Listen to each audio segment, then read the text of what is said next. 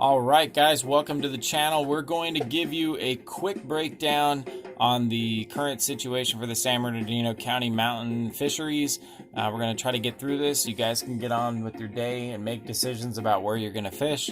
I don't want to give you like a 30-minute video. It's not that complicated, but there have been some changes. Let's start out with Big Bear. Big Bear Lake being the more popular fishery right now. It's pretty much not changed. The fish are staying on the east side here, from Juniper Point to the east ramp area. So this has been really good, and it won't change. I would even say try fishing from Juniper Point to the observatory. If you can get in on some of this shoreline in here, don't be afraid to go there, guys. There are fish there. In fact, this whole North Shore is very fishy these days. Every now and then when the water is calm enough and the temperature is low enough, they're getting big plates of ice out on the lake, which means the water temperature is staying right at 32 degrees or just above it. So that tells you that the water temp's cold, guys. There's no migration yet. They're not going to be down here on this west side. They have no reason to. They're going to stay in the shallows or shallow shelves, even on these south bays. I would even look into Metcalf Bay. They got this park right here, and they got all kinds of stuff in these, like Boulder Bay Park. This is going to be good fishing, guys. Anywhere in these areas where you can get in, the water levels are going to change. So if it's a little low, then you might want to, fish where it's a little bit more deep. You want about 3 to 10 feet of water is the only amount that you'll need for fish. That's where they're at right now. About 3 to 10 feet is a strong point for the trout and Big Bear right now. So that's my update, guys. Stay to the east side, north. If you see a lot of ice on the east side, try Grout Bay, Windy Point. When it's real open water, sun's out, it's a little warmer, go back to the east. So basically the fish are just kind of running back and forth right here. And colder days, they're headed over here. Warmer days, they're headed over here. And once that water as a whole warms up and they start losing oxygen on that east side, they're going to come this way to the west. So that's it for Big Bear. Let's move over. Let's just get rid of that for you guys. Let's move over to Lake Gregory. I want to update a few things here. Lake Gregory has not seen much change, guys. What's going on here is they're planting state, which is very weak. We all know what the state's been doing with the county lakes. It's pathetic. Very small, under 300 pounds, very tiny fish, just weak plants. So that's the plant situation. However, there has been a big development. This company right here called ASM Global, as you can see, they run stadiums, arenas, convention centers, and theaters. But if you see right here, they got some recreational venues, and they got a few sports parks and ice rinks. So they're getting into the fishing and lake game, guys, it looks like. And they got some stuff here in California, like Long Beach Aquarium of the Pacific is run by them, and some stuff. So how this will end up, helping the fishery at Lake Gregory, I'm hoping with the money that this company has, that they're going to beef up the fishing in order to, make it a better venue. I don't know. We're standing by. This is the only development from it, is that this company has taken over, and there's no word on what they're going to do with the lake or when they're going to do it. So that is that. Let's move over to Arrowbear. All right. We're over at Arrowbear Lake, guys. A lot of people have wondered about this lake, and they asked me to talk about it. Basically, it's a very small lake right here in the middle of town. You can see in this shot from the satellite, it was dry. But I checked on it about a week ago, and there is water there. Look for them to be planting this. They never put big fish in here. In fact, right now with the fishing or the hatchery situation, the way they're going, just look for really small fish to be planted in here, guys. I'm talking under 10 inches and not that many. So when they plant it, keep an eye on the state website. They'll tell you when they plant it, and there'll be some small trout in there to catch. I'm probably not going to spend too much time at this lake this year just because of that. I mean, I might go up there once because it's on the way to Big Bear, and try it just to have fun. But that's a great place to learn how to fish. I would say that. Learn how to fish. Take a kid here, baby, somebody that's young, getting into it, or hey, if you're just a new fisherman, go there and try it and practice on these little trout and just have fun. It's free to fish here. Just be respectful of the residents in the area. Don't play your music all loud and get annoying out here, guys. This is a private lake, by the way, that they let the public use, so don't ruin that for everybody else. That is going to be a bummer if that ever happens. Let's move over. We're going to move into where are we going here? No, man, it's like getting lost today. So let's go over we're going to do Green Valley.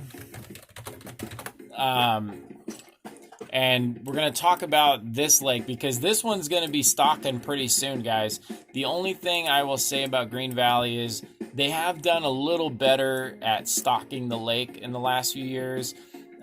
People have been a little bit happier. There's been still a lot of people that are saying that it's pretty weak, but it's a small thing now. It isn't like the good old days. You used to get whitewater and all these big plants here. It isn't like that anymore. They barely plant this lake. And when they do, they usually use Jess Ranch and they plant, smaller amounts. I'm talking like 500 pounds or less. And when they do, it's pretty decent. You can have a decent day here. But it is a pay lake. And I think it runs, I want to say it was around $15. So, and it might even be more than that this coming year. I think it might be up in the $20 range now. I'll check back on that and get back to you on that. But these shorelines here are pretty good. All along here was good last year. Let me fix that. All along in here was really good this last season. And you could park along here. Same situation. There's some private residences in the area. Be respectful of that. And don't be afraid to get a little rowboat and take the family out and kick around out here on the lake. Not a bad spot to do it. So last but not least, let's hit Silverwood and talk a little bit about Silverwood Lake. It's been getting a lot of attention lately because it's one of the few lakes that's actually planting some trout and some good ones at that. There's been some nice fish coming out of here. I've seen some videos online where they're giving a lot of bad information about, where to trout fish here and all that. I mean, hey, you got to figure it out, guys. I mean, there are some spots here, but it's tough. It's not what you guys think. A lot of people want to show up to this lake and just kill it. They think it's like a trout pond, and it's not. It's a big water lake. It's a very large, deep lake. And the fish have a lot of places to go, and the stripers can change that fishery in a second. It takes one school of striper to come by to push a school of trout out of an area, and they won't come back. So Miller Canyon's been fishing pretty good all winter long. It usually does. It's an annual thing. This isn't something new that just this year they started fishing good in Miller Canyon. It's every year. But there are different spots throughout this canyon that they can be very good, and the water levels play a factor, the striper play a factor, just the fishing pressure can change where they're at. I mean, I've seen in spots like right in here, I saw a group of like 25 jig fishermen standing around on a school, and it went from red hot to dead in minutes. And the reason why, because they push the school, gets spooked by all the people casting and casting and casting and casting, and they'll move out and they won't come back. And sometimes they won't, come back at all. They'll move to a completely different area. But I wouldn't be afraid to fish this whole shoreline. It's just not a good lake to be a beginner at. I would say that. But if you are a beginner and what you want to do is wait for them to stock it, they've been stocking here, and fish this area right in this area right in here. And when the water's down, it's been good till about right here. and right in this area. And then this has been kind of muddy and inaccessible. There are fish here still, but they're just so far out of reach that you can't get them from shore. You need a float tube or a boat, and you can still get at them. But I would focus on the ramp in the first 5 days. Usually takes between 5 days and a week for the planted trout to get spooked by stripers coming in at night and terrorizing them until they get out of there. So, but once the water level comes up, if they plant cleghorn, they'll put them in right there, and then this whole shoreline can be really good. But if they haven't planted cleghorn, stay out of cleghorn. There's just no fish down there right now. There could be a little bit of action in this inlet. If the water level's a little bit higher, I would say give it a shot, but it's starting to come up, and the word is that they're gonna just keep letting it come up because the winter's been bad, so they're gonna start stacking the water here and not flushing out so much as they have been. And also, again, guys, that's not like an anomaly where they lowered the water. Some people were thinking that, and it's not true. They do this water level thing every year. It's common. So that's going to be it for us, guys. I just wanted to update you on what was going on. If you have any questions about this or any other video, post up below.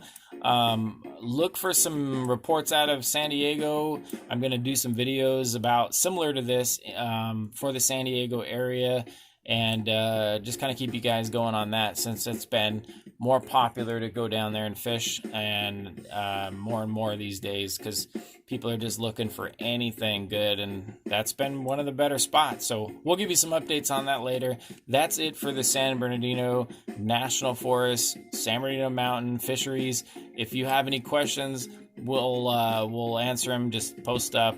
And oh, by the way, we're going to do the Southern Sierra. I'm going to actually fish the Southern Sierra opener, but we're going to pre-fish it. We'll be up there early, and we'll give some reports back on that to help you guys if you plan on doing that. And then we're going to do the Sierra opener in April as well. So hopefully you guys enjoyed it. We'll see you on the next one. Thanks for watching.